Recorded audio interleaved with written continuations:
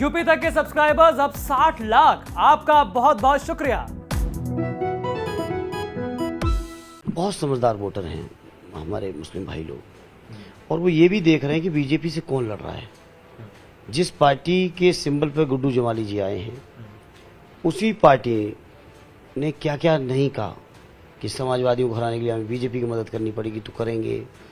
विधानसभा के चुनाव के जो परिणाम आए, उन परिणामों का जो कारण है जिससे आज बीजेपी की सरकार है, हमारे माइनॉरिटी लोग समझ रहे हैं, वो जान रहे हैं, वो महसूस कर रहे हैं कि उनके साथ धोखा किया गया है और धोखे से बीजेपी को सरकार दी गई है भारतीय बहुजन समाज पार्टी द्वारा। बीटी में बीजेपी, अगर बीजेपी ने कहा कि रामपुर में आप अपना उम्मीदवार न दीजिए तो हमारा फायदा, तो वहाँ नहीं दिया गया।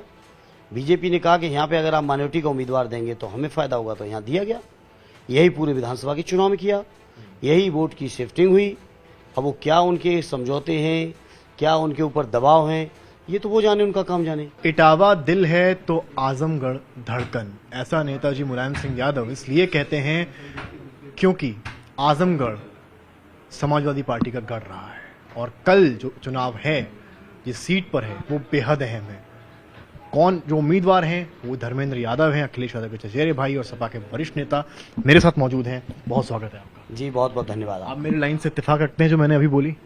बिल्कुल, आपने सही बोला। आदरणीय नेताजी के जुबान से, उनके श्रीमुख से मैं बचपन से सुनता रहा हूँ, और घर में भी सुना हूँ, परिवार में सुना हूँ, सार्वजनिक सभाओं में भी सुना हूँ, आजमगढ़ के लोगों में भी सुना हूँ। हमेशा नेताजी के दिल में एक विशेष स्थान रहा आजमगढ़ के लिए, और उसी परंपरा को आदरणीय राष्ट्रीय अध्यक्ष जी ने भी आगे बढ़ाया।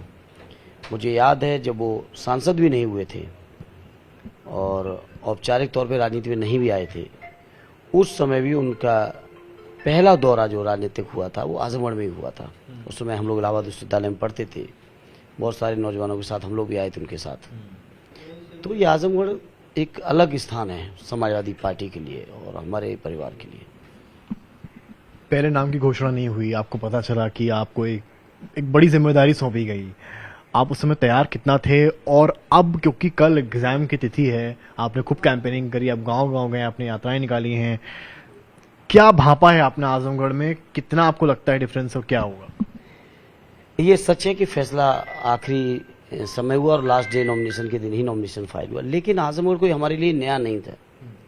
ऐसा मैंने बताया कि 1997-98 से इलाहाबाद यूनिवर्सिटी पढ़ने के समय से लेके, और फिर जब माननीय राष्ट्रीय अध्यक्ष जी आदरणीय अखिलेश जी राजनीति में आए तो उनके साथ न जाने कितने बार, फिर आदरणीय नेताजी का चुनाव आया, आदरणीय अखिलेश जी का चुनाव आया, बहुत सारे साथी इलाहाबाद विश्वविद्यालय से जुड़े थे। तो तमाम गतिविधियों में, सामाजिक कार्यों में, राजनीतिक कार्यों में आजमगढ़ के लोगों भी जुड़ाव लगातार था। चूंकि पार्टी ने जिम्मेदारी दी है, तो मैं इतना ही मैंने आजमगढ़ के लोगों के बीच आके कहा और अपने नेताओं को भी आश्वस्त किया है, आदरणीय राष्ट्रीय अध्यक्ष जी को भी आश्वस्त किया है कि जिस उम्मीद और यकीन के साथ उन्होंने इतनी बड़ी और इतनी महत्वपूर्ण जिम्मेदारी, जो उनकी खुद की भी सीट है, उस सीट को पर उन्होंने अगर मुझे चुनाव लड़ने के लिए भेजा है, तो मेरे लिए न केवल बहुत गौरव की और सम्मान की बात है, वहीं बहुत बड़ी जिम्मेदारी की भी बात है।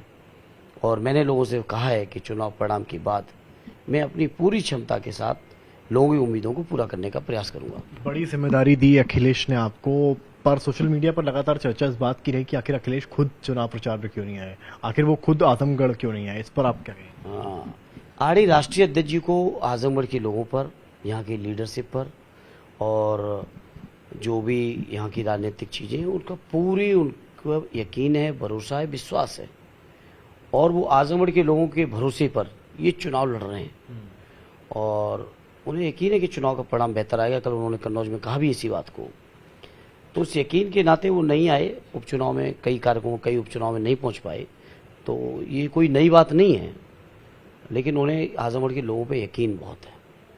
इटावा हो, मैनपुरी हो या आजमगढ़, एमआई फैक्टर के लिए जाना जाता है, आप लोग के लिए हमेशा से सपोर्ट रहा है, यहाँ पे आजमगढ़ में स्पेशली रहा है। कैसे देख रहे हैं गुड्डू जमाली का आना? क्या लगता है आपको कि मुस्लिम वोट कटेगा?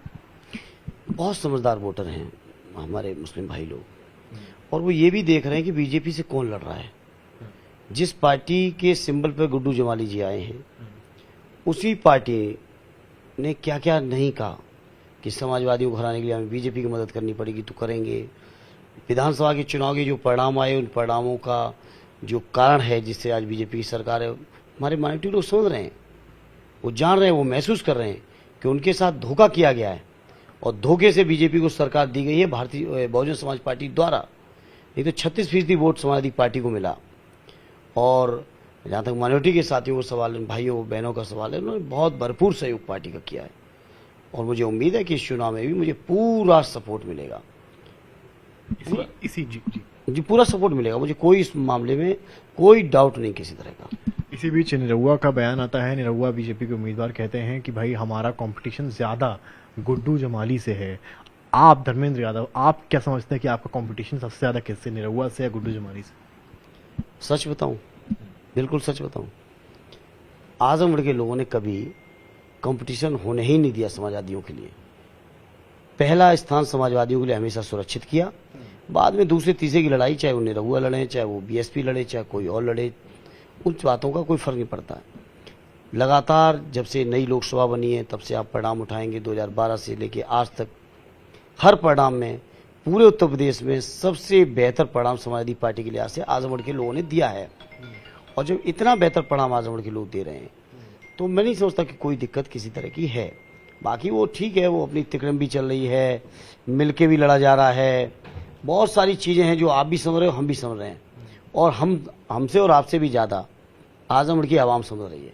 क्योंकि आजमगढ़ के लोगों ने जब 2022 के चुनाव में भी षड्यंत्र हो रहे थे, उस समय भी उन षड्यंत्रों को नकारते हुए 10 की 10 सीटें दी थी। और अब तो षड्यंत्र की आप तो ओपन बातें हैं, कोई सीक्रेट नहीं है। इसी बीच क्रांतिवीर स्कीम लॉन्च हुई है, क्या लगता है आपको, इससे बीजेपी को नुकसान है और आपको फायदा है? क्योंकि युवाओं ने जगह जगह प्रदर्शन किए हैं, नाराजगी साफ दिखी है। क्या लगता है कहीं ना कहीं उपचुनाव में जो अग्निवीर स्कीम के बीच की एंट्री हुई, टाइमिंग जो भी है, क्या इससे सपा का थोड़ा फायदा मिलने वाला है?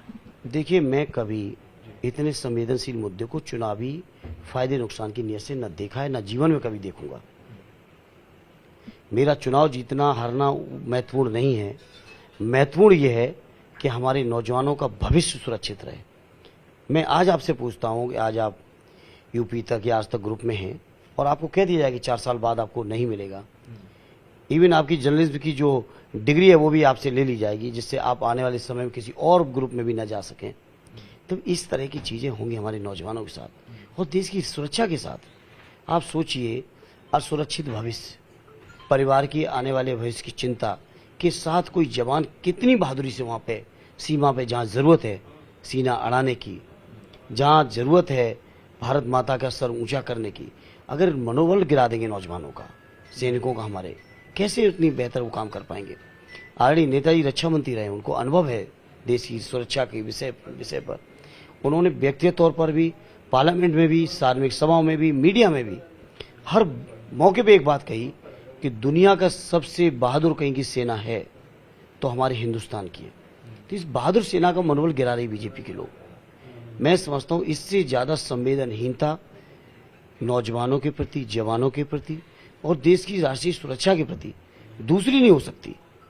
इसीलिए मैंने, जब से ये सूचना आई है और ये योजना इन्होंने लागू की है, मैंने आजमगढ़ के लोगों के बीच और आजमगढ़ के चुनाव के माध्यम से पूरे प्रदेश और देश के नौजवानों के बीच एक ही बात कही कि हम अपने समाजवादी पार्टी के नेता के नेतृत्व में, आदरणीय राष्ट्रीय अध्यक्ष जी के नेतृत्व में, माननीय नेताजी के नेतृत्व में लोकसभा के अंदर इस स्तर तक की लड़ाई लड़ेंगे कि इनको जैसे किसान बिल इन्होंने वापस लेने पड़े थे, वो जन विरोधी थे, इसे वापस लेने पड़े, किसानों के आगे सरकार को झुकना पड़ा।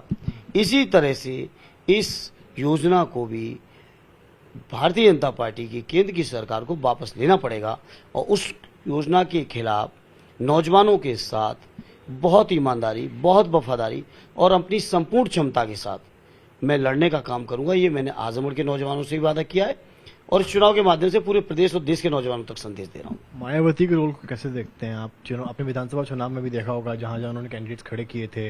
इस बार आप ही की सीट, जहां आजमगढ़ में आप खुद कैंडिडेट हैं, उम्मीदवार हैं, वहां पर जमाली को खड़ा किया। आपको क्या लगता है, उन बीजेपी से तो खुली लड़ाई आपकी है, जग जाहिर है, पर मायावती का रोल आप कैसे देखते हैं?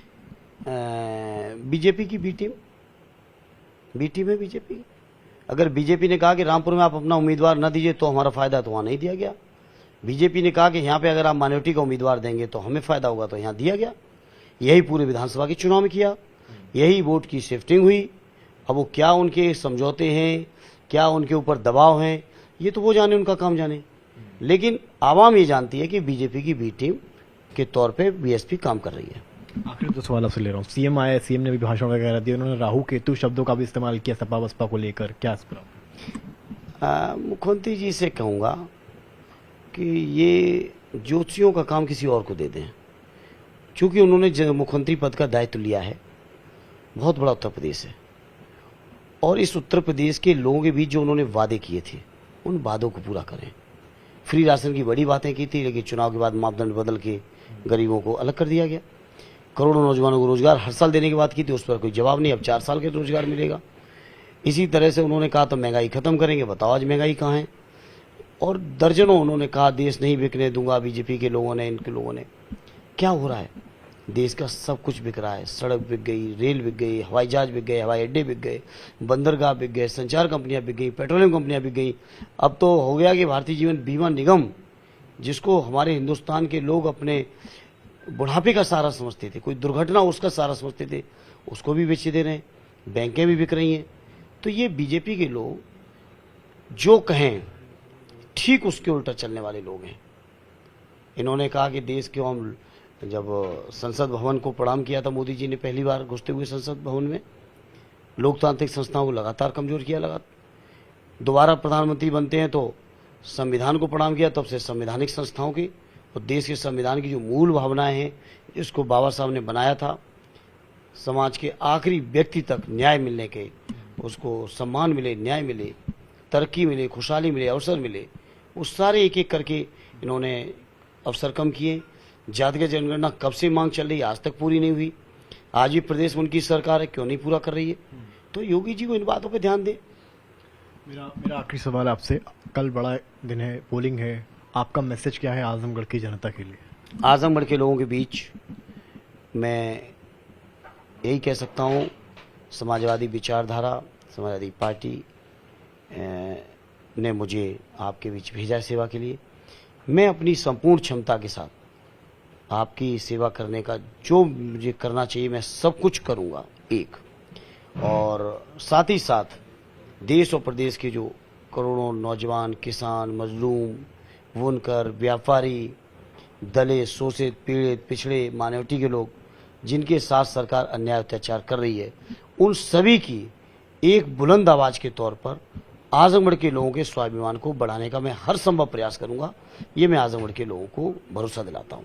बहुत बहुत शुक्रिया धर्मेंद्र जी। तो ये थे हमारे साथ समाजवादी पार्टी नेता धर्मेंद्र यादव। इनका भी यही कहना, दिल और धड़कन दोनों आजमगढ़ है और दिन अब बड़ा पोलिंग का है, जब तय होगा कि किसकी जीत होती है, किसकी हार। पर फिलहाल समाजवादी पार्टी यहाँ ग्राउंड से बेहद आत्मविश्वास से लबरेज है। अब इंतजार पोलिंग दिवस का। सहयोगी राजीव और कैमरामैन संदीप दुबे के साथ समर्थ श्रीवास्तव, आजमगढ़।